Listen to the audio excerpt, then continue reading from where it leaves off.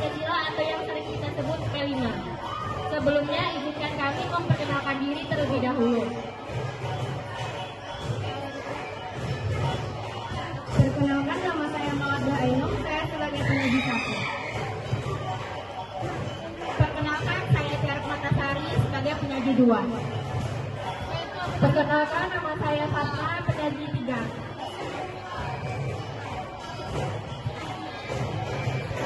Perkenalkan, nama saya Salsa Zahra sebagai penanggap 1.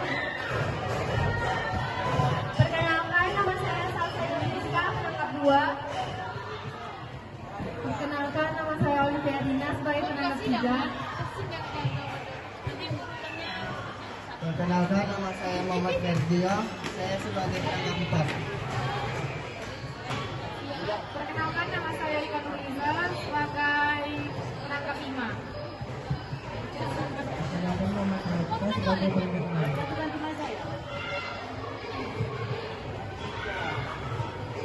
Perkenalkan, nama saya Mutia Berliani sebagai notulen 1. Perkenalkan, saya Aisyah Gafara sebagai notulen 2. Perkenalkan, nama saya Trina Amelia sebagai notulen 3. Perkenalkan, nama saya Devina Kusnani Sari Azhara, saya sebagai notulen 4. Perkenalkan, nama saya Serina sebagai notulen 5.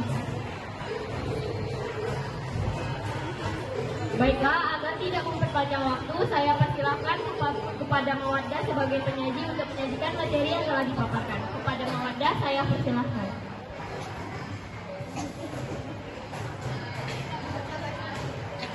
Materi yang pertama adalah pengaruh identitas kelompok pada identitas diri. 2. Pengantar materi kearifan lokal. Pengaruh identitas kelompok pada identitas diri.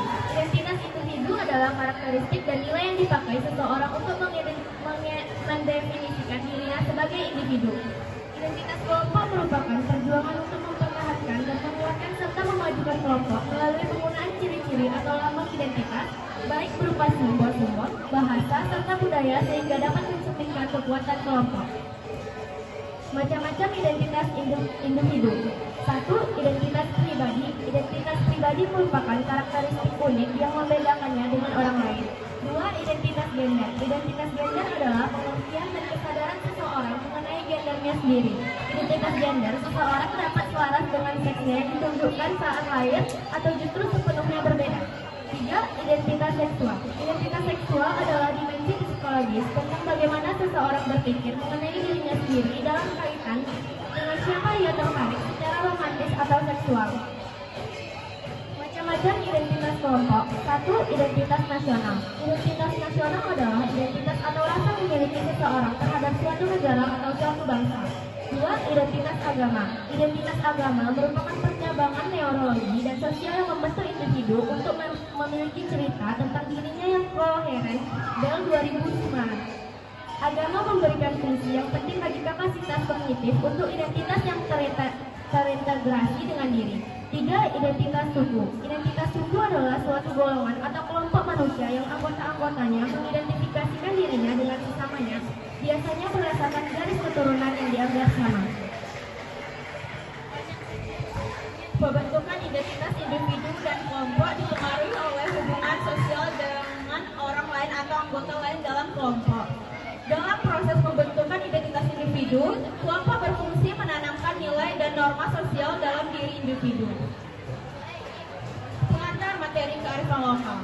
Kearifan lokal adalah identitas atau kepribadian budaya sebuah bangsa yang menyebabkan bangsa tersebut mampu menyerap, bahkan mengolah kebudayaan yang berasal dari luar atau bangsa lain menjadi watak dan kemampuan sendiri.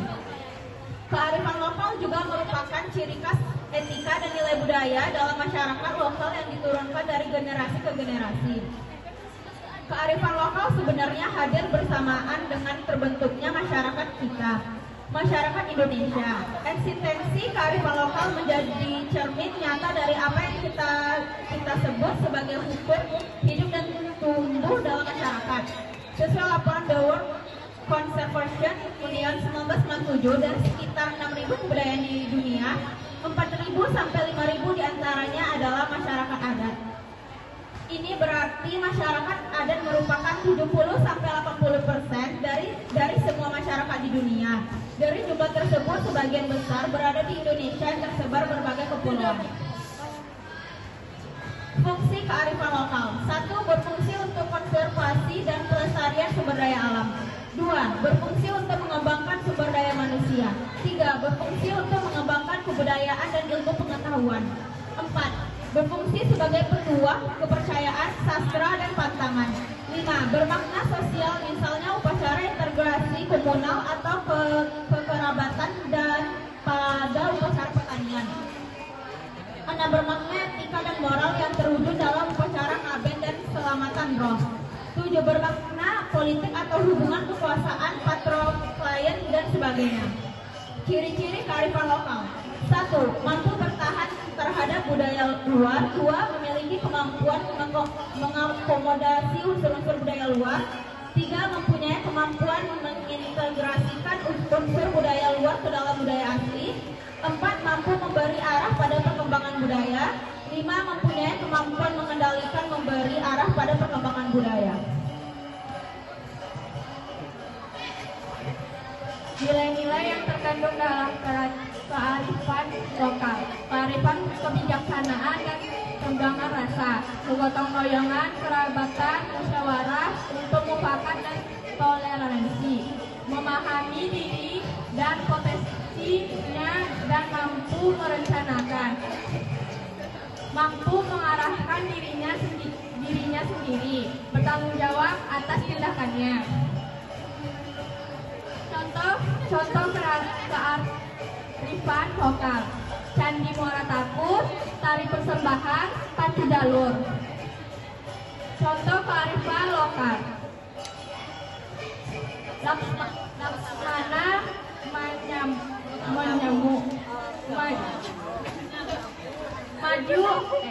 baju adat Melayu, bolu kombojo. Rumah adat Seloso, jatuh kembar.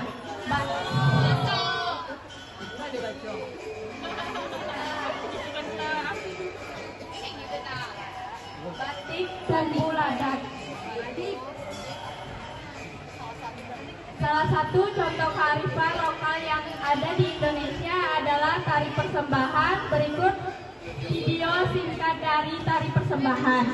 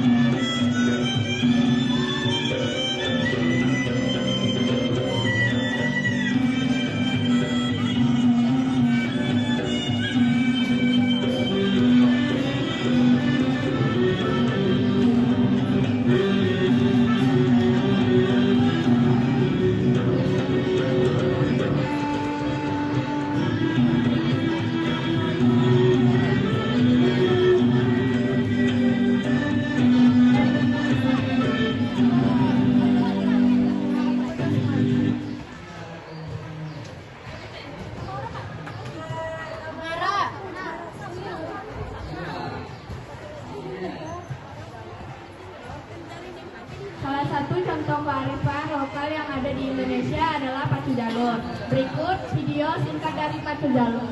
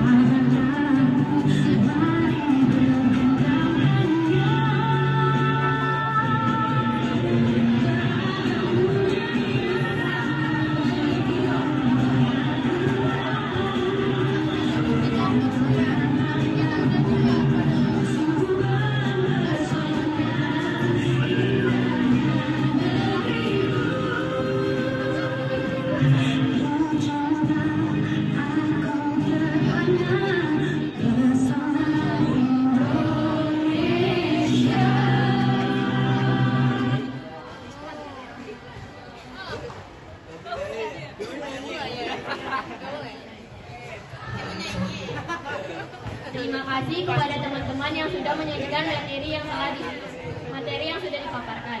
Selanjutnya kami akan membuka sesi tanya jawab. Baiklah, kepada teman-teman kami persilakan untuk bertanya. Kepada Adila, saya persilakan. Untuk pelajaran ketiga, kalian masuk dan pelajaran ketiga. Assalamualaikum warahmatullahi wabarakatuh. Waalaikumsalam warahmatullahi wabarakatuh. Saya Sanina Fadila dari kelompok 1 kelompok 2. Bertanya. Saya mendengar di bagian fungsi kearifan lokal, Tiara menyebutkan kata patron klien. Apa arti patron klien?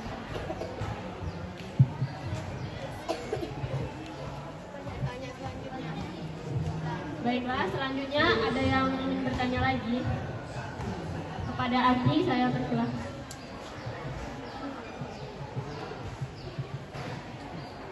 Perkenalkan, nama saya Alexi Musafir Ramanda dari kelompok 2.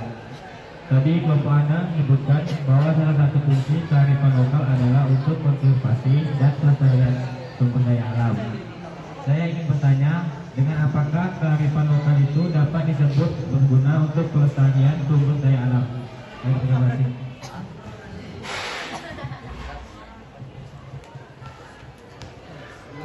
Baiklah, selanjutnya ada yang ingin bertanya. Kepada Mia, saya persilakan. Perkenalkan, nama saya Mia Olivia Aguang dari kelompok 2. Saya ingin bertanya, bisakah Anda memberitahu bagaimana caranya untuk memahami potensi diri dan mampu merencanakan untuk memenuhi nilai yang tercantum di kearifan lokal?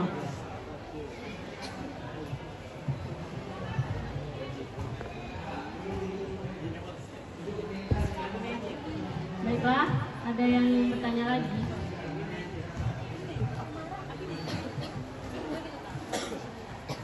Perkenalkan, nama saya Salia Pradita dari kelompok 2. Saya ingin bertanya, di bagian identitas seksual dikatakan bahwa bagaimana seseorang berpikir mengenai dirinya sendiri tertarik kepada siapa. Apakah maksud dari penjelasan ini adalah ketertarikan seseorang kepada lawan jenis atau si jenis? Kecil, ke sepatu kamu kecil. Oh iya, salsa.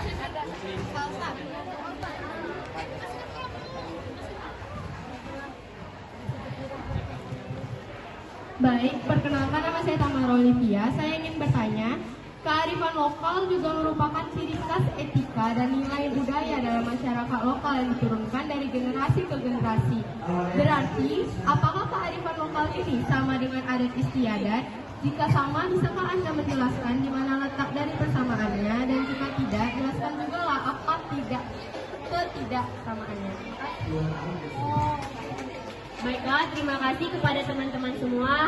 Kelompok kami akan berusaha menjawab pertanyaan yang telah diberikan. Setelah saya akan menjawab pertanyaan dari Gila kelompok 2. Sebelumnya perkenalkan, nama saya Taufan Yurika Aziza akan menjawabnya. Apa itu patron klien? Patron adalah sebutan untuk pemimpin dan klien adalah sebutan untuk klien atau pelayan atau pengikut. Jadi patron lain adalah hubungan yang tidak sejajar tetapi secara terpisah tidak mengikat antara atasan yaitu patron dan pemimpin dengan sejumlah bawahan yaitu klien atau pengikut. Sekian, terima kasih. Terima kasih kepada Sultan. Selanjutnya saya persilakan kepada Sultan untuk menjawab pertanyaan nomor 2. Kepada Sultan saya persilakan. Apa dulu lihat di YouTube aja lah nanti.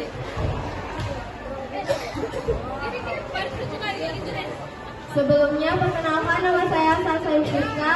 Saya sebagai yang kedua akan berusaha menjawab pertanyaan dari Aki. Dengan apakah kearifan lokal itu dapat disebut berguna untuk pelestarian sumber daya alam?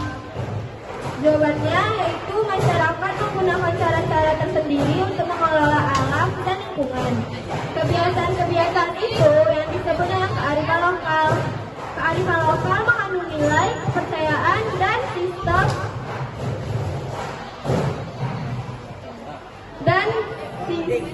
religi yang dianut masyarakat setempat. Kearifan lokal merupakan kegiatan yang melindungi dan melestarikan alam dan lingkungan.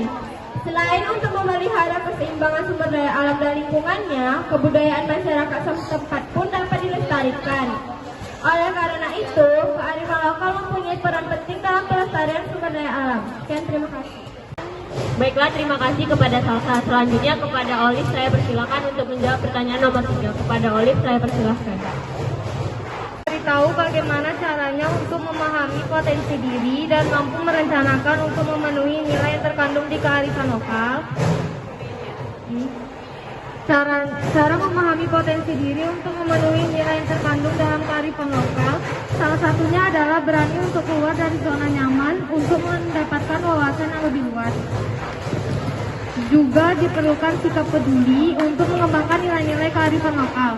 Peduli kepada masyarakat, kepada alam sekitar, kepada kondisi lingkungan, dan lain-lain. Dengan melakukan kearifan lokal, kebudayaan asli daerah tidak mungkin dengan mudah berubah dan cepat terpengaruh oleh kebudayaan dari bangsa luar. Selain itu, dengan melakukan kebudayaan atau kearifan lokal, kita juga bisa menjalin kehidupan secara akrab dengan setiap orang yang ada di sekitar kita. Karena salah satu tujuan dari kearifan lokal adalah membangun keakraban masyarakat. Selain itu, juga memelihara kebudayaan setempat yang sudah dijunjung turun-temurun. Baiklah, saya Ikan Nuliza akan menjawab pertanyaan dari Tania. Di bagian identitas seksual dikatakan bahwa bagaimana seseorang berpikir mengenai dirinya sendiri tertarik pada siapa. Apakah maksud dari penjelasan ini adalah ketertarikan seseorang pada lawan jenis atau yang sejenis? Orientasi seksual yang mengidentifikasikan ketertarikan dirinya dengan banyak gender. Hal ini dapat mencakup semua gender dan tidak terbatas. Terima kasih. Terima kasih kepada Ika. Selanjutnya kepada Ferdio saya persilakan untuk menjawab pertanyaan nomor 5. Kepada Ferdio saya persilakan.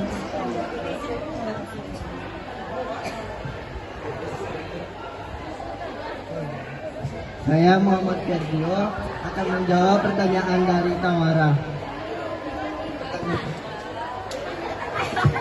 Pertanyaannya adalah, kearifan lokal juga merupakan ciri khas etika dan nilai budaya dalam masyarakat lokal yang diturunkan dari ini. Berarti kearifan lokal ini sama dengan ada istiadat. Jika sama, jelaskan di mana letak dari persamaannya, dan jika tidak, jelaskan juga apa tidak samanya. Kearifan lokal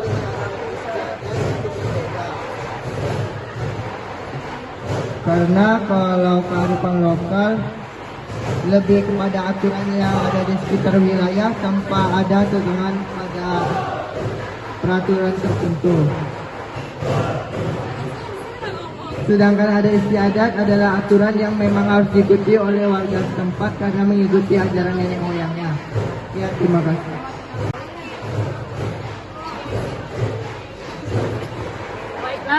Baiklah, sekian hasil dari presentasi dari kelompok kami mengenai kearifan lokal. Terima kasih untuk teman-teman yang sudah mendengarkan presentasi kami, dan kami minta maaf apabila ada kesalahan ataupun pertanyaan yang tidak terjawab. Assalamualaikum warahmatullahi wabarakatuh.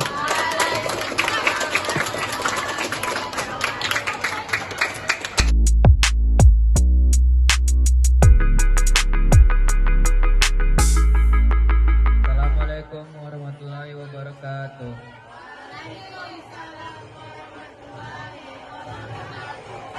Baik, selamat pagi teman-teman semua.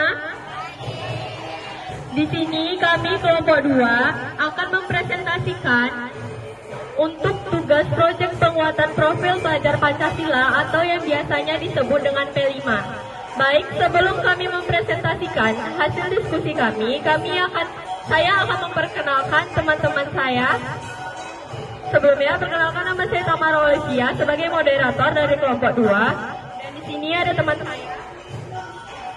Saya Zulkarnain sebagai penyaji 1. Saya Naila Yasmin sebagai penyaji 2. Saya Maince Ibrahim sebagai penyaji 3. Perkenalkan, nama saya Aki Musa Jakarta Ramanda sebagai penyaji 4.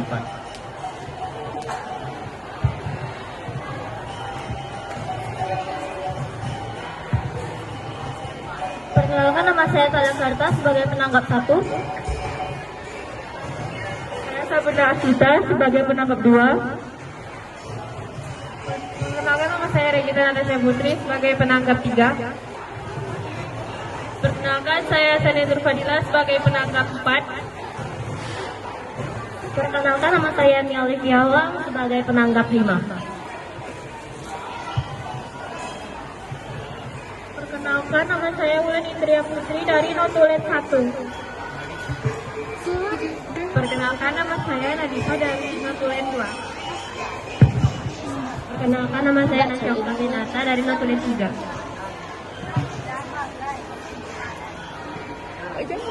Perkenalkan, saya Tika sebagai Notulen 4. Perkenalkan, saya Roldis Baksiana sebagai Notulen 5. Dan teman saya yang sebagai operator bernama Karin Angia. Untuk mempersingkat waktu, saya menyerahkan kepada Salsa sebagai yang memvideokan kami sekarang ini. Baiklah, untuk penyaji saya persilakan waktunya untuk memaparkan apa yang telah kami diskusikan.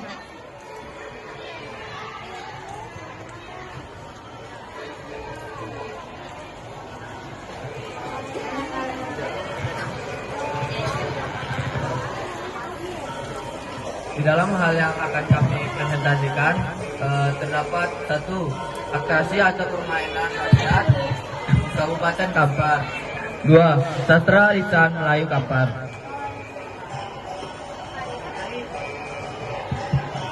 Permainan tradisional adalah suatu aktivitas permainan yang dilakukan oleh anak sejak zaman dahulu dengan aturan-aturan tertentu guna memperoleh kegembiraan.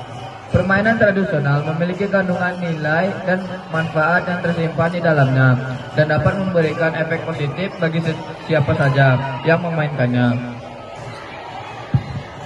Permainan rakyat Kabupaten Kampar. Congklak merupakan salah satu jenis permainan tradisional yang populer pada zaman dahulu. Permainan ini menggunakan papan kayu yang memiliki 14 hingga 16 lubang dengan 2 lubang di ujung papan. Permainan ini dimainkan biji-bijian atau batu kecil yang dipindahkan dari satu lubang ke lubang lainnya, memutar secara berurutan. Permainan tradisional ini pun populer dan banyak dimainkan oleh masyarakat Jawa pada zaman dahulu. Biasanya permainan ini dimainkan oleh 2 orang pemain.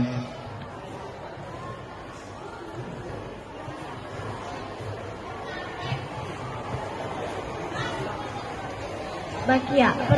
Permainan ini menggunakan sejenis sandal yang terbuat dari kayu dan sop kaki yang digunakan untuk 3-5 orang. Lalu biasanya pengikat kaki atau sop tersebut terbuat dari ban bekas yang dipaku pada kedua sisinya. Setelah setiap anggota tim telah mengisi slot, para pemain harus melangkah secara bersamaan jika satu orang saja tidak melangkah secara kompak. Meja pari.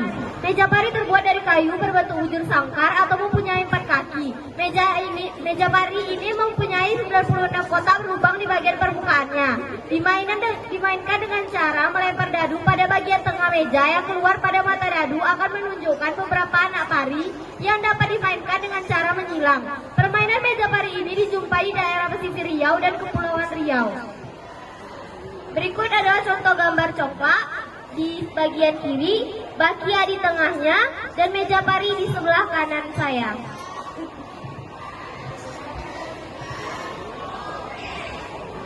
Adu buah karet. Permainan diawali dengan pengundian dengan cara suit. Permainan yang menang dalam pengundian berhak untuk menghantam biji buah getah lawan terlebih dahulu. Sementara permainan yang kalah harus merelakan biji buah karetnya berada di bawah biji karet pemain yang menang untuk dihantam atau diremukkan. Permainan dilakukan dengan cara menyusun dua buah biji karet, yakni biji karet permainan yang kalah suit di bawah dan biji karet permainan yang menang suit di atas, di bagian atas pada satu titik secara bertumpuk. Kemudian biji karet yang sudah disusun tersebut diremukkan dengan cara menekan tumpukan tersebut dengan tangan. Jika pada satu kali remukan tidak ada biji karet yang pecah, maka permainan diganti dengan dengan yang lain hingga ada salah satu biji karet yang pecah. Adapun pemenangnya adalah pemilik biji karet yang tetap bertahan, tidak pecah saat permainan. Oleh karena itu, salah satu kunci untuk memenangkan permainan tradisional adu buah getah ini adalah harus pintar-pintar memilih biji buah getah yang keras dan tidak mudah pecah.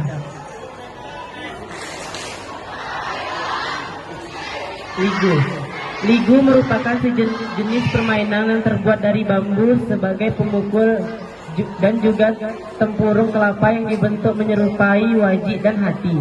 Ligu biasanya dimainkan di tanah yang lapang dengan membuat garis kira-kira 1 meter. Lalu diletakkan ligu di garis secara berjejer. Permainan berkumpul antara 2 orang atau 2 kelompok dengan melakukan amplong dengan menggunakan telapak tangan untuk menentukan pemenangnya. Bila dinyatakan kalah maka ligunya dipasangkan pada tempat yang ditentukan dan yang menang dialah yang pertama kali memukul. Si pemukul menggunakan ligunya lalu dipukul menggunakan alat pemukul yang terbuat dari bambu tetah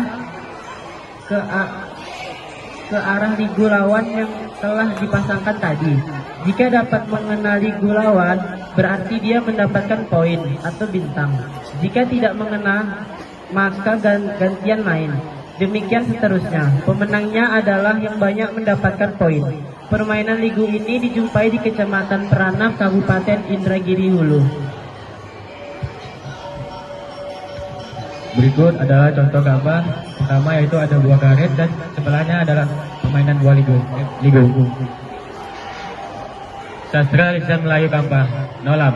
Nolam adalah sastra lisan yang disampaikan oleh seorang penutur. Biasa digunakan saat pengisi hiburan malam pesta perkawinan, mauludan yang diselenggarakan oleh perorangan atau persekutuan amal di desa. Sekarang lebih banyak digunakan sebagai musik latar pertunjukan, garapan musik atau musik latar pertunjukan. Nolam Malolam adalah budaya tradisi sastra lisan yang dilakukan masyarakat Kampar. Tradisi ini membentuk syair-syair yang dinyanyikan tanpa menggunakan alat musik. Irama menyanyikannya sangat khas, layaknya membaca syair yang dilakukan menggunakan bahasa daerah Kampar.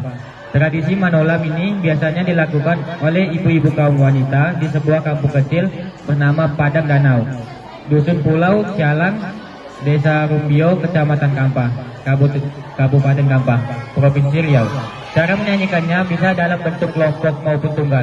Pada tahun 2020, pemerintah Republik Indonesia melalui Kementerian Pendidikan dan Kebudayaan telah menetapkan 153 karya budaya sebagai warisan budaya tak benda Indonesia, dan Nolam menjadi salah satu dari warisan budaya tak benda dengan nomor registrasi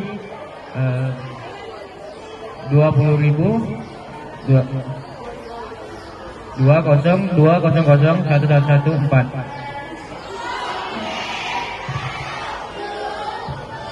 Baik, terima kasih untuk teman-teman saya yang sudah membacakan hasil dari diskusi kami. Baiklah teman-teman sekalian, sudah mendengarkan hasil dari diskusi dan paparan kami. Apakah ada yang ingin bertanya dari presentasi kami? Baik, saya persilahkan Salsa Yulus Rizka untuk bertanya.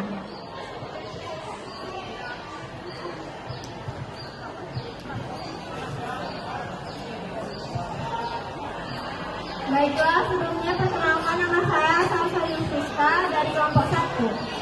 Saya ingin bertanya, tadi kelompok Anda sudah memaparkan beberapa permainan rakyat Kabupaten Kampar. Di antaranya ada congklak, bakya, dan meja pari. Boleh disebutkan apa saja nilai-nilai yang terkandung dalam ketiga permainan tersebut? Sekian, terima kasih. Baik, terima kasih Salsa atas pertanyaannya. Selanjutnya, kita masih ada 4 pertanyaan lagi. Apakah ada yang lain ingin bertanya? Baik, saya persilakan untuk Utia.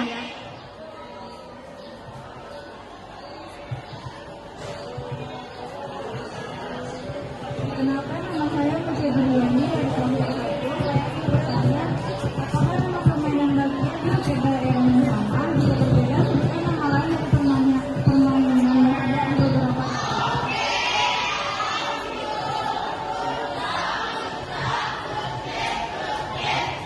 Selanjutnya, apakah ada yang bertanya lagi? Baik, saya persilakan Hafiza.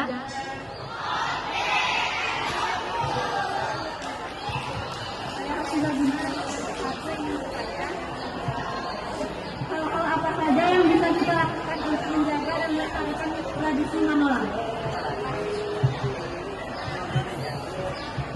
Baik, terima kasih Hafiza. Yang lain, apakah ada yang ingin bertanya lagi? Baik, saya persilakan untuk Selina.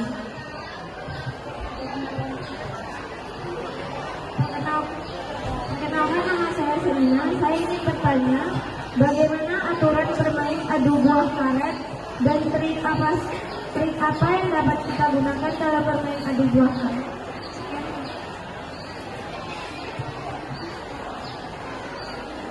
Baik, sudah ada 4 pertanyaan. Saya persilakan untuk pertanyaan terakhir. Baik, saya persilakan untuk Tiara.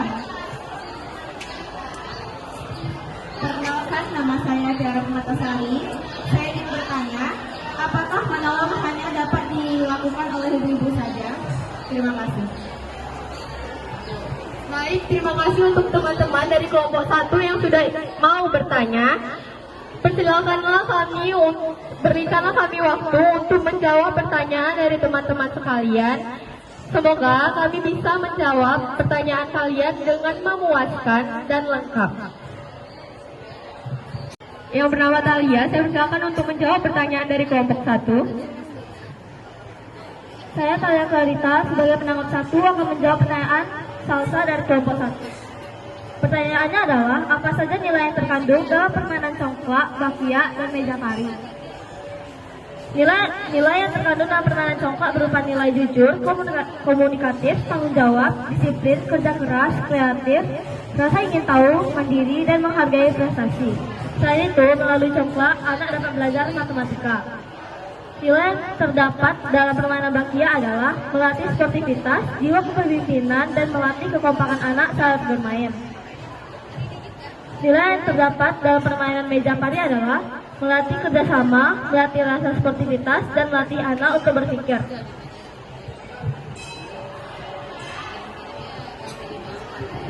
Baik, terima kasih untuk Talia yang sudah menjawab pertanyaan pertama.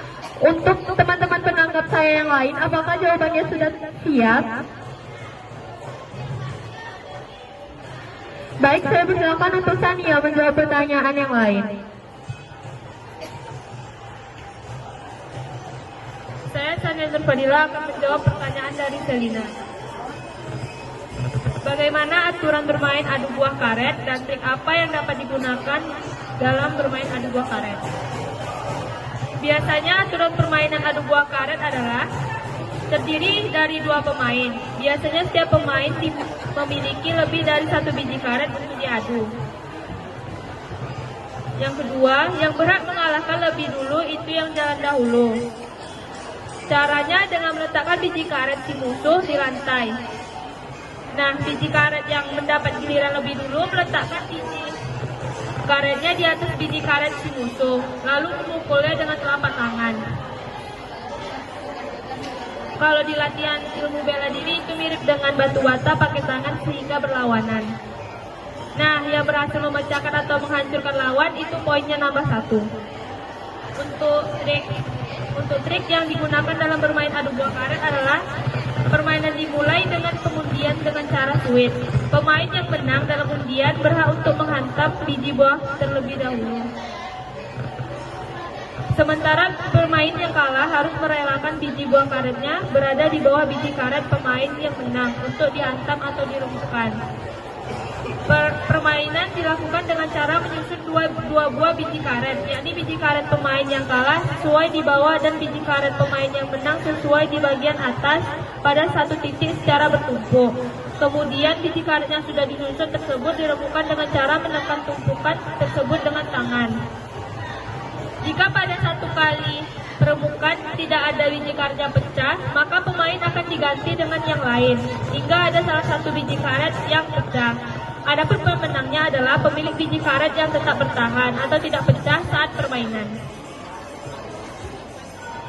Baik, terima kasih Sania untuk jawaban lengkapnya. Selanjutnya penanggap lain, apakah sudah siap? Baik, saya persilakan untuk Regita. Perkenalkan, nama saya Regita Natasha Putri, saya sebagai penanggap 3 yang akan menjawab pertanyaan dari Gina. Hal apa saja yang bisa kita lakukan untuk menjaga dan melestarikan tradisi Manolom? Ada beberapa hal yang bisa dilakukan untuk menjaga dan melestarikan tradisi yang hampir punah tersebut, antara lain: 1. Menampilkan para tokoh Manolom dari kalangan muda sehingga memberi kesan bahwa tradisi tersebut merupakan tradisi kekinian yang sesuai dengan perkembangan zaman. 2. Mengemas sajian Nolam dengan unsur-unsur yang lebih estetis. Misalnya dengan pementasan yang menarik, penambahan musik yang disesuaikan dengan pesan, dan bentuk-bentuk penyegaran lain agar tradisi ini dikenal oleh masyarakat luas, terlebih orang Kampar sendiri. 3. Menjadikan salah satu daerah atau desa di Kampar yang khas dengan pengembangan tradisi Nolom tersebut, seperti halnya Kampung Zapin Meskom yang ada di Kabupaten Bengkalis. 4. Mengangkat tradisi Nolom ini di event-event kompetisi daerah, pertandingan antara sekolah, lembaga, hingga instansi pemerintahan agar dikenal oleh masyarakat luas. 5. Pemerintahan daerah setempat perlu menggandeng kalangan influencer, penggiat sosial media, dan sebagainya untuk memperkenalkan, mempromosikan tradisi Nolom sehingga mampu menjadi salah satu ikon wisata di Kabupaten Kampar. Terima kasih. Baik, terima kasih untuk Regita untuk jawabannya. Untuk penanggap, saya persilakan untuk menjawab 2 pertanyaan yang tersisa. Saya Sabrina Sita sebagai penanggap 2 akan menjawab pertanyaan Tiara dari kelompok 1. Apakah Manolam hanya dilakukan oleh ibu-ibu saja? Biasanya ibu-ibu membentuk kelompok dan menyanyikan syair-syair Manolam tanpa diiringi alat musik. Namun ada juga laki-laki yang menjadi penutur Manolam ini. Tidak ada larangan atau ketentuan yang mengatur tentang gender bagi penutur Manolam. Terima kasih. Perkenalkan, nama saya Mia Olivia Wong. Saya sebagai penanggap 5 akan menjawab pertanyaan dari Butia dari kelompok 1. Apakah nama permainan bakiak di setiap daerahnya sama? Jika berbeda, sebutkan nama lain dari permainan bakiak di beberapa daerah. Nama bakiak di beberapa daerah memiliki perbedaan, yaitu bakiak dari Jawa, bangkiak dari Jawa Timur, atau tarompah galuak dari Sumatera Barat. Sekian, terima kasih. Baik, saya ucapkan terima kasih untuk para teman-teman saya, kelompok 1 yang sudah mau bertanya dan menanggapi presentasi dari kelompok kami, dan terima kasih juga untuk teman-teman saya yang sudah menjawab dengan lengkap. Saya ingin bertanya, apakah teman-teman dari kelompok 1 yang bertanya tadi sudah puas akan jawaban yang telah diberikan oleh teman-teman kami sekalian? Baik, terima kasih. Saya tutup dengan selamat pagi dan kami ucapkan Assalamualaikum warahmatullahi wabarakatuh.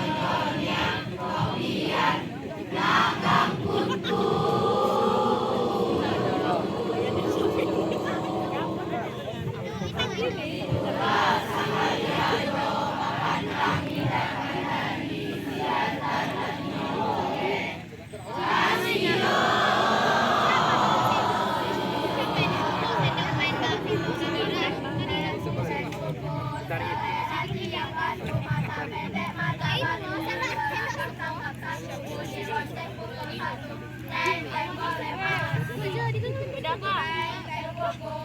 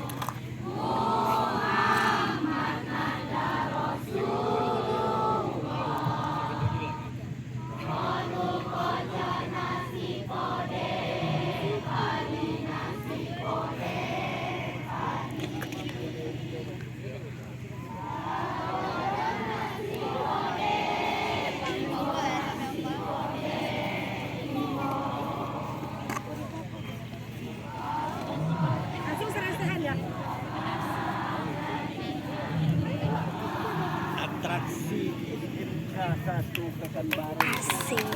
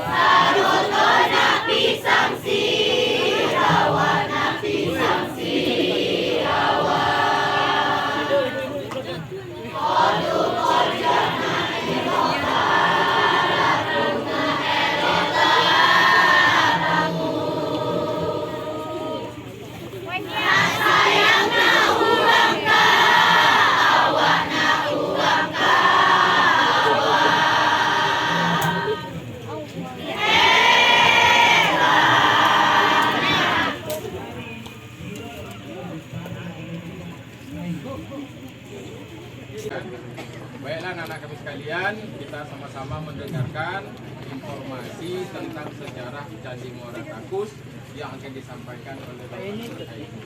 Tidak minat dong, minat ropak lalu sak tadi. Nah, itu. Lah.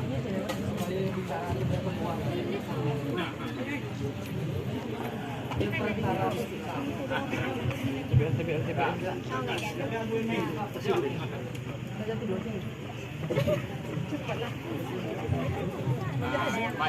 kami. Banyak. Pakai lagi. Assalamualaikum warahmatullahi wabarakatuh. Waalaikumsalam warahmatullahi wabarakatuh.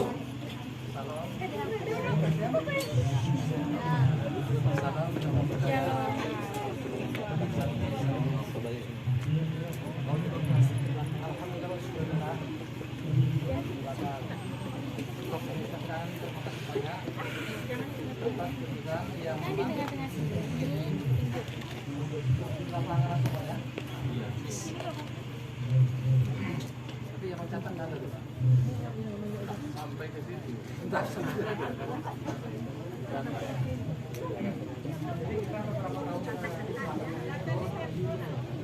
Di handphone dicatat Pak. Di handphone aja, di rekaman aja. Maksudnya apa? Leluhur kita dulu. Ini. Ribuan tahun yang lampau mereka sudah berbuat. Sampai pada masa sekarang dapat kita lihat. Di masa kita sekarang apa yang bisa kita beli? Yang mereka buat dulu sampai sekarang masih bisa kita pelajari, bisa kita lihat, bisa kita sentuh. Ya. Nah, di masa kita sekarang apa yang mampu kita buat? Kalau dalam istilah adatnya betul, gajah mati meninggalkan gajah, harimau mati meninggalkan bolang, manusia mati meninggalkan apa? Hutang. Nah, meninggalkan nama baik, jasa baik, nama baik, sampai ribuan tahun masih disebut baik. Ya. Nah, itu sebagai mukadimahnya. Jadi sebelum kita bicara masalah bangunannya dulu, kita coba dulu mutar dulu ya, mutar dulu, bukan pradaksina. Pradaksina tahu nggak? Kalau Islam nyebutnya tawaf. Nah, yang sekarang dulu otak kita putar dulu. Oke? Jadi signal kita harus tadi. Ini masalahnya peradaban ya. Kita cocok, bukan cocok lagi Bu ya. Kita sesuaikan aja lah. Ruangan ini seluas 104 hektar lebih. Ya, masih kita sebut lebih masih Bu. Ya, jangan langsung diketok palu kan gitu. Sebelum ahli peneliti di bidang situs cagar budaya itu sendiri meneliti secara formal. 104 hektar lebih. Ini bukan cocok logi juga Pak ya. Aku sedang ngukur dari sini, mulai berjalan dari situ ke sana, mutar sampai 8 kali yang saya ingat sampai sekarang. Nikmatilah panas ini ya. Berjalan kaki begini aja, langkah panjang asal jangan tumbang. Sampai 100, patok. Sampai 100, patok. Sampai 100, langkah, patok.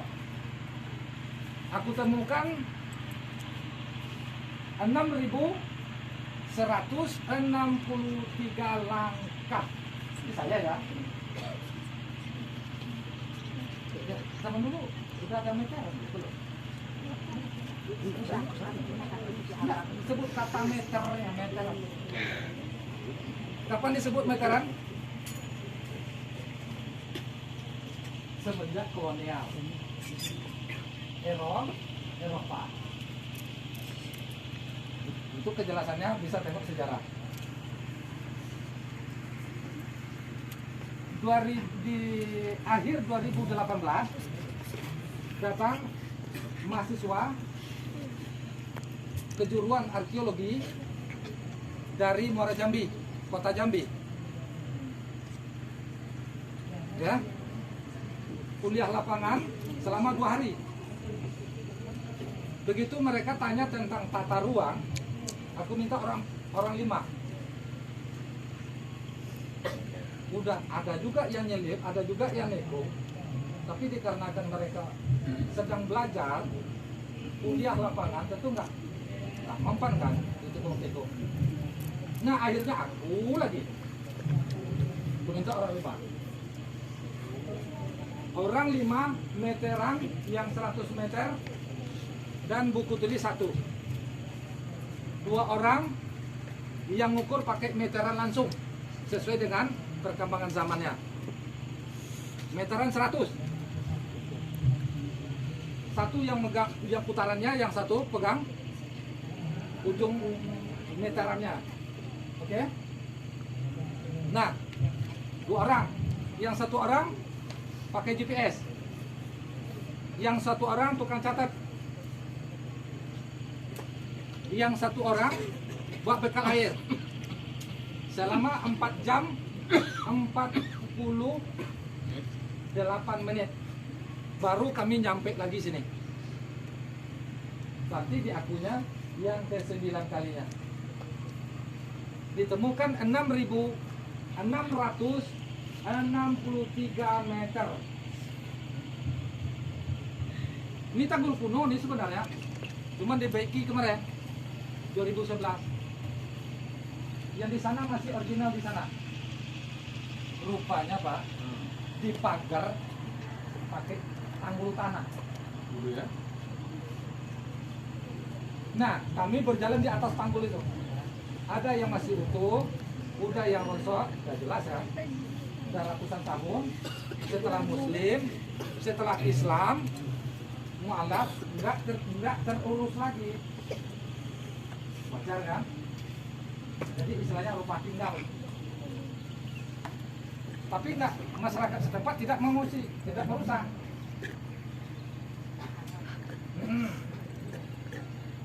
Nah, ketika dicari isi dalamnya 6.663 meter, ditemukan 104 hektar lebih.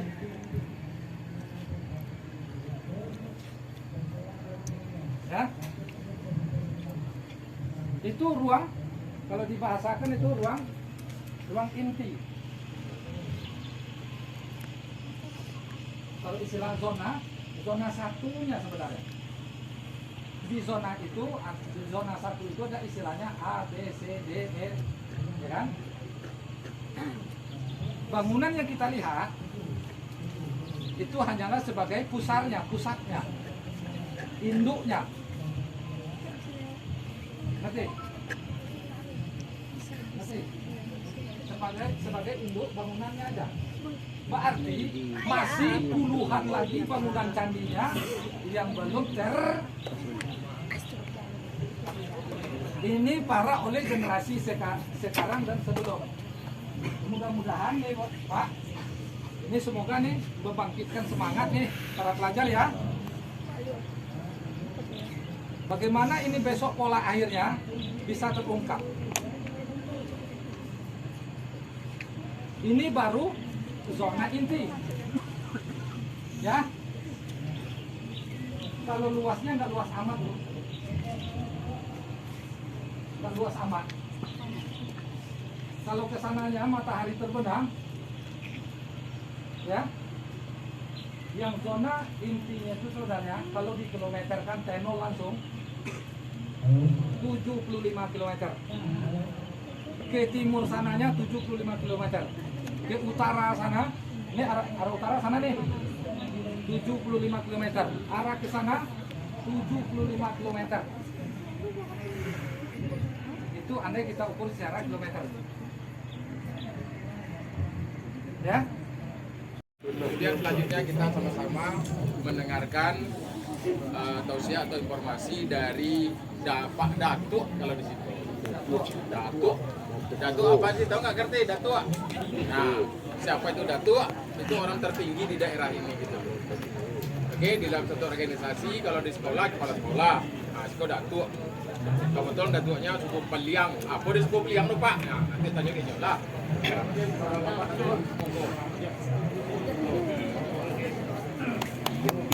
Sini ada lah kan apa-apa kan? Sudah lah. Nah, di sini. Malas sudah dulu tengah.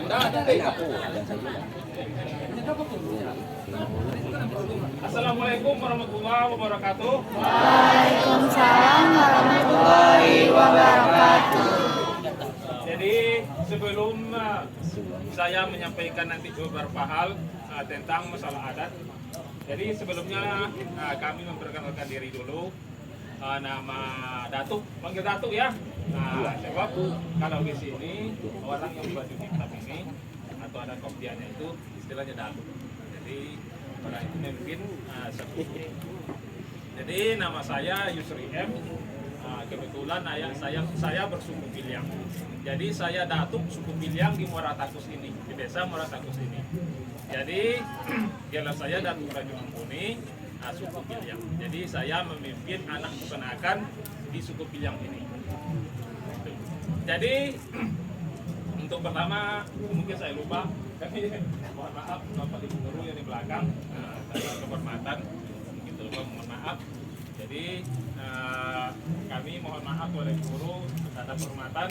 Kemudian kami juga mohon maaf kepada anak-anak murid SMK berapa? SMK 1 Pekanbaru. Nah, jadi saya berdiri di sini ini bukan orang pandai, orang pintar. Sebab kita sama-sama belajar. Nah, saya juga belajar, mungkin adik-adik atau siswa juga belajar. Sama-sama belajar kita. Nah, jadi untuk pembukaannya itu perkenalan kami tadi, nama Yusri M, bersuku Piliang, jadi Datuk suku Piliang di Muara Takus ini. Jadi siswa ini ada yang bersuku Piliang, ada tak? Apa dari Pontianak, ada dari apa? Ada tak? Tidak ada. Pak Kepsek ini kebetulan bersuku Piliang. Jadi kenalan tadi sama Kepsek Makassar Pekanbaru, sukunya Piliang.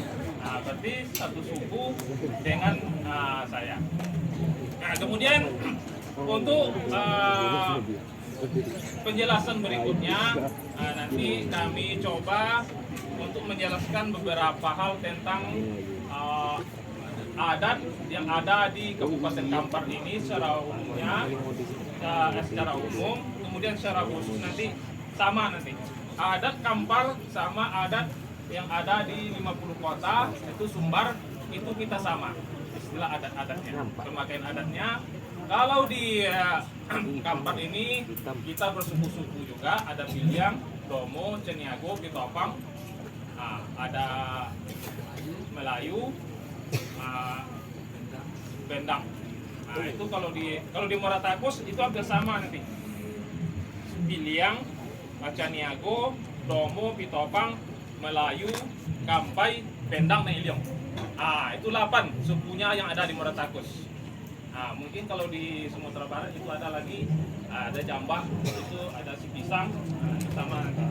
Tapi kalau arah ke kepulauan itu Pekanbaru ke sana Siak, apalagi Bengkalis, itu orang di sana itu tidak ada sukunya seperti kita. Sebab itu dari awalnya dulu itu ada orang Datuk Perpati dan Datuk Temenggungan. Jadi adat Datuk Perpati itulah yang kita pakai di sini. Adat Datuk Temenggungan itu yang dipakai oleh orang kepulauan. Kemudian saya lanjutkan, itu dari awalnya dulu adat kita ini di Kampar ataupun lebih dikenal dengan adat Andiko 44. Itu mungkin sebagian dari anak-anak ada yang dengar tapi tidak tahu apa itu adat Andiko. Andiko 44 itu termasuk pusatnya itu adalah di Muara Takus ini. Sesuai dengan pepatah adatnya, Undang Jati Kampung Kiri, Undang-Undang Kampung Kanan, Telago undangnya di Muara Takus ini. Itu bahasanya. Mengapa disebut telaga undang di Muara Takus? Telaga itu adalah, tahu telaga? Telaga. Nah, telaga itu adalah seperti danau air yang apa? Itu kan telaga namanya. Itulah telaga kalau bahasa kita. Jadi telaga undang itu artinya kalau ada telaga, kita ngambil air kan ke telaga. Memerlukan air kita ke telaga. Jadi istilahnya telaga undang di Muara Takus itu adalah disinilah tempat orang untuk mencari tahu tentang bagaimana adat itu sebenarnya. Sebab adat yang diukir di Muara Takus, dibuat di kawasan Andiko ini diciptakan di Muara Takus. Nah itu. Jadi yang pencetus adatnya itu adalah berpusat di Muara Takus. Itu kebetulan juga berdudukan di sini. Pucuk Andiko 44 itu Ninio Datuk Raja Balai. Jadi tolong nanti dicatat, jadi apakan Pucuk Andiko 44 itu nanti ada di Muara Takus. Bergelar Ninio Datuk Raja Balai. Jadi Pucuk Andiko itu berkurang Muara Takus. Kemudian yang 44-nya lagi itu ada di sekitar wilayah Kampar ini, termasuk wilayah Rahul. 13 pucuk di 13 kota Kampar itu kita udah bisa sama Kampar dulu. Nah, kemudian ada di wilayah Tampung, ada di wilayah Kampar Kiri. Itu Andiko itu bukan hanya di Kampar saja. Nah, Andiko untuk melempar itu cakupannya sangat luas. Sampai ke Rokan, sampai Kampar Kiri, sampai ke Kapur 9, Kecamatan Kapur 9 kan itu udah termasuk wilayah Sumatera Barat. Tapi wilayahnya sudah memang masuk Andiko 44 itu. Kemudian nanti juga saya coba untuk menjelaskan tentang bagaimana nanti pemakaian adat itu. Contohnya nanti umpamanya anak-anak atau siswa-siswa ini mau beristri lah dulu Pak, mau nikah kawin. Jadi mulai dari awal dulu ya Pak, turun mandi dulu. Turun mandi Pak Mas, turun mandi. Kalau turun mandi pertama kita dilahirkan, kalau adat kita yang dipakai di Andiko ini itu sudah memakai adat kita. Turun mandinya pertama kita dilahirkan, dulu orang-orang tua kita masih di mandinya di sungai. Nah, itu istilahnya kalau baru kita dilahirkan, kita turun mandinya ke sungai. Nah, dibawa mandi ke sungai. Nah, itu ada nanti dikasih bunga-bunga. Nah, kemudian bunga tersebut dihanyutkan. Nah, itu prosesnya. Nah, kemudian acaranya itu sudah masuk adat itu. Sakral, turun mandi itu. Dipanggilnya umpamanya yang turun mandi kemenakan datuk umpamanya kan, suku Pilyang. Nah, itu kalau sukunya itu turun dari ibu, nah lupa lali. Kalau kita di sini sukunya itu mengikut suku ibu, mak kita. Nah, kalau dari Medan itu kan apa suku yang di bapak, itu yang kita ikuti. Kalau di sini suku kita, nah itu. Sebab kita menganut adat materialisme. Kalau orang sana kan materialisme kan. Nah, itu. Jadi suku kita mengikut ibu. Kemudian kembali kita kepada masalah apa tadi? Turun mandi tadi, itu kita harus memanggil mamanya dulu. Mamanya kemenakan saya, agak datuk, nanti dipanggil datuknya, itu prosesnya. Kemudian ada nanti acaranya nanti al-barzanji, ada macam-macam doa kan. Nah, itu. Kemudian kalau sunat juga termasuk. Kemudian yang paling sakral itulah nikah kawin itu. Jadi kalau nikah kawin prosesnya pertama sekali kita seperti biasa. Pertama kita bertanya dulu kepada orang tua yang perempuan mau menerima kita atau enggak. Nah itu. Jadi nanti kalau ada di sini nanti murid-murid yang mau nikah nanti atau berencana punya istri di sini, bisa nanti. Jadi tahu bagaimana tata caranya. Pertama kita melamar, kemudian kita berunding nenek mama nanti dengan dengan dengan sejawanya. Sejawanya itu adalah orang Sumondo. Umpamanya istri kita orang Melayu, kemudian kita orang Piliang, kemudian yang sebelah yang Sumondo itu adalah suami dari kita yang bersuku Piliang. Nah itu Sumondo namanya itu. Nah, kemudian lanjut kita kepada proses penabalan datuk. Nah itu. Ini sedikit saya berikan gambaran untuk datuk yang harus diangkat menjadi seorang pengulu setidaknya untuk memimpin suatu suku itu harus punya 4 kriteria. Yang pertama, keturunannya baik, itu istilahnya qasid usil ayatnya jernih. Itu orang yang memimpin adat itu sebagai datuk, sebagai saya harus mempunyai orang yang bersih. Itulah istilahnya kalau bahasa Indonesianya. Kita tidak mempunyai permasalahan baik di bidang hukum, di bidang kok kita boleh mempunyai kesalahan. Nah itu. Jadi kalau berketurunan itu dari kita mempunyai keturunan yang baik. Umpamanya dari kita sebagai anak itu emak kita atau ibu kita tidak pernah ada permasalahan. Nah itu syarat menjadi datuk. Nah kemudian nanti pada proses pengangkatannya itu sama nanti prosesnya. Nanti kalau didapatkan terlalu luas nanti waktunya kita habiskan. Mungkin itu sajalah dulu. Nanti kalau ada yang diskusi atau bertanya masalah adat, kalau bisa nanti saya jawab.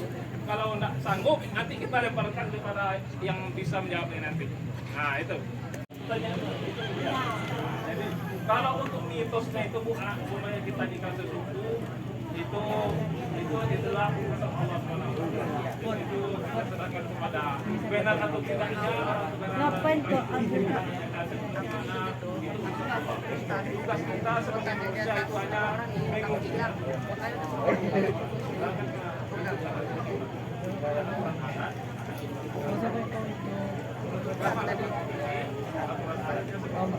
Kalau kita orang beradat, aku tuh ada takut bilang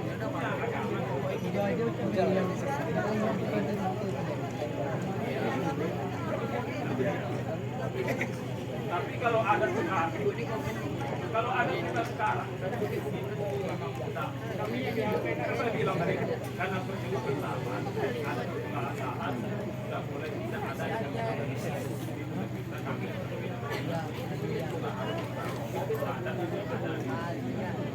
jangan sampai hilang. Ada akan lekang oleh mana dan kenapa itu ada. Silakan.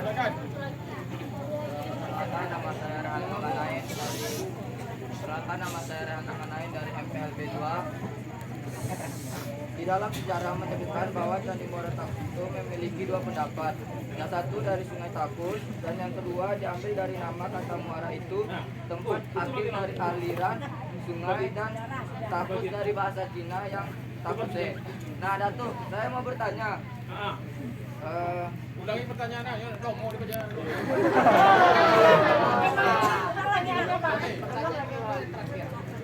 Saya mau bertanya dari 2 pendapat tersebut. Mengapa bisa dikatakan Candi Muara Takus itu disebut dengan Sungai Takus? Apakah ada sejarah-sejarahnya yang membuat nama Candi Muara Takus itu disebut dengan Sungai Takus?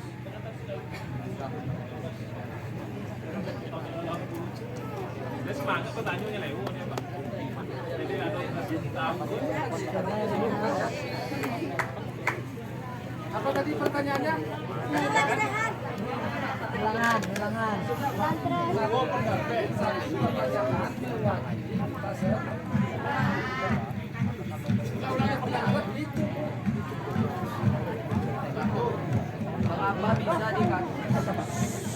Mengapa bisa dikatakan Candi Muara Takus itu disebut dengan Sungai Takus? Apakah ada sejarah-sejarahnya yang membuat nama Candi Muara Takus itu disebut dengan Sungai Takus?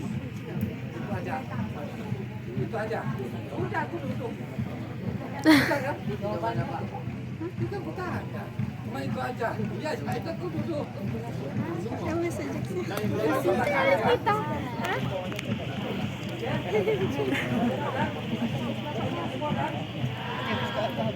Bisa nggak dengar? istilahnya porsi. Ada beberapa konten dari masa Belanda, ya, di masa Belanda,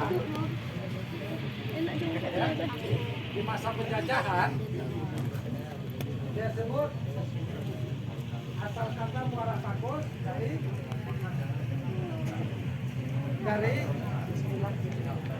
mutakuse. Mutakuse itu bukan bahasa ini kita, bukan bahasa loh, bukan.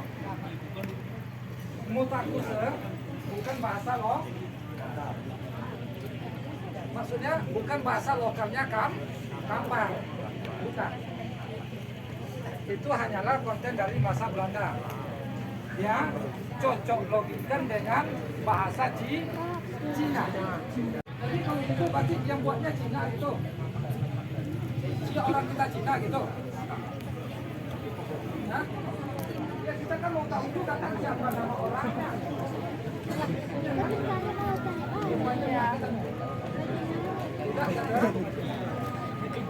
Nah, tadi jatuhnya apa? Cocok logi. Cocok loh. Sementara sepuhnya masih ada. Ya tanya lah sama tuannya, ya kan? Ya. Jadi benarnya bukan gitu. Satu, yang kedua aku tambah. Pertanyaannya aku tambah. Sebelum ku jawab, itu kan belum jawab tuh. Itu kan baru aku coba terima dulu kan gitu. Bukan tepis. Sekarang disebut Candi Muara Takus.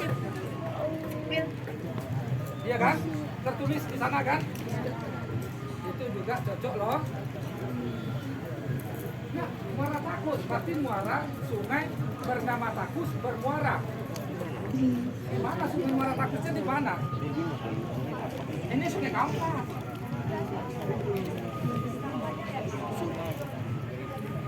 Sungai tuh. Sungai Muara Takus seberang sana. Oh, di sana lagi dia. Sungai satu itu sungai Kanawai.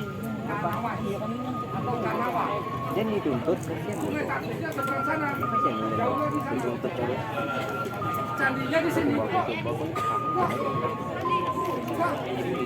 ke sini kan? Bila beling kan ke sini. Kok aja kan dah ketemu. Urusan ya. Lama Abu Lolok ini dah. Nah, oke. Nah, pertanyaan kamu. Jawabannya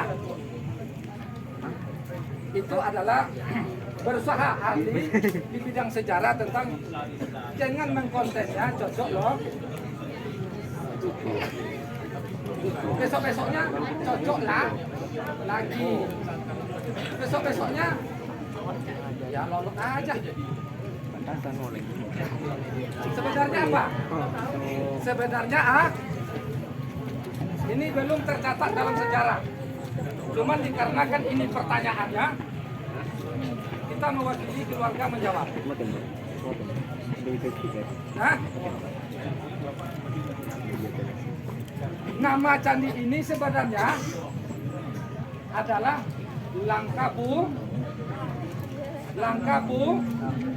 Langkapuri atau Langkapura.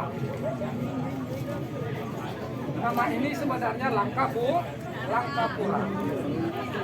Jadi anak-anak sekalian mungkin udah puas dengan apa yang disampaikan di depan ini, atau belum puas nanti bisa langsung datang ke Muara Takus, datang ke tempat saya dengan tangan terbuka. Kami akan menerima apa yang nanti anak-anak tanyakan.